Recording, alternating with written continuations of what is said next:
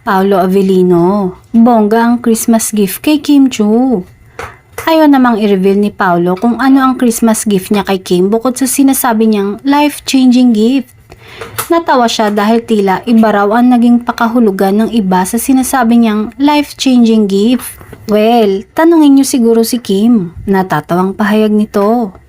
Ano naman kaya ang regalo sa kanya ng aktres sa darating na Pasko? Yung gift niya sa akin, hindi kasi ako tumatanggap ng regalo, sagot ng aktor. Samantala, maituturing ng aktor na isa sa pinakamagandang taon para sa kanya ang 2024. Hindi lang sa kanyang showbiz career at personal na buhay. Ngayong year 2025, mas marami pa raw aabangan sa kanya ang mga taga-suporta niya, lalo na sa mga susunod na proyekto. Sobrang daming promising na plano sa sarili ko.